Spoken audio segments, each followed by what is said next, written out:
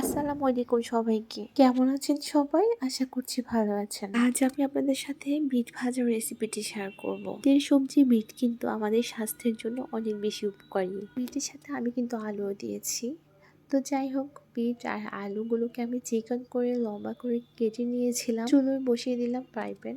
এই যে ফ্রাই প্যানে আমি সরিষার তেলটা দিয়ে দিয়েছি। তারপরে এখানে কিছু পেঁয়াজ কুচি, তারপরে শুকনো মরিচ আর রসুন কুচি, এগুলো আমি একটু লালচে বর্ণের করে ভেজে নিব। এই পর্যায়ে চুলার আঁচটা কিন্তু একদমই মিডিয়াম পর্যায়ে করে রেখেছিলাম আমি। তো আস্তে আস্তে আমি এগুলোকে একদমই মিডিয়াম আঁচ করে ভেজে নিয়েছিলাম, যেন পুড়ে না যায়। তো কিছুক্ষণ পর্যন্ত আমি এভাবে ভেজে নিব।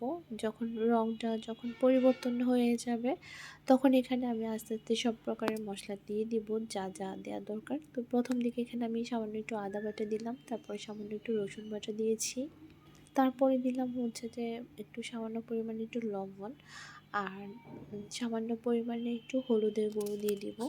তো এই তো হলুদের গুঁড়োটা একদমই সামান্য দিয়েছি, আর জিরে গুঁড়ো সামান্য পরিমাণে, একদমই অল্প। তো এই তো এবারে আমি মশলাটা তো আমার দেওয়া হয়ে গেছে, মশলাগুলোকে আমি এভাবে করে কিছুক্ষণ ভেজে নেব, যেন মশলাটার কাঁচা গন্ধটা যেন চলে যায়।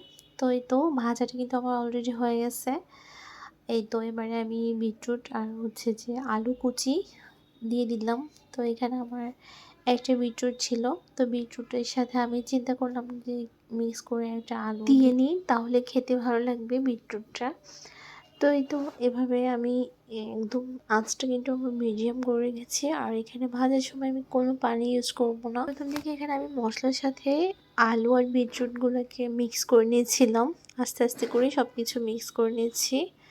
তো যখন একটু নেড়েচেড়ে মিক্স করা হয়ে যাবে, তারপর আমি ঢাকনার সাহায্যে কিছুক্ষণ ঢেকে দিব।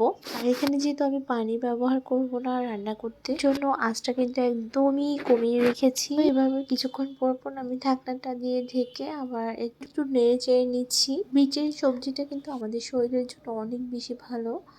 তো এই ভাজিটা আসলে গরম ভাতের সাথে অসাধারণ লাগে খেতে। চাইলে আপনারাও এভাবে বাসায় একদিন ভাজি করে দেখতে পারেন এই বিটরুটটা দেখতে কিন্তু অনেকটা লাল শাকের মতোই হয়েছে, একদম লালচে বর্ণের, দেখতে অনেক সুন্দর হয়েছে। বিটরুট আসলে অনেকে অনেকভাবে খেয়ে থাকে, অনেকে আবার জুস তৈরি করেও খায়।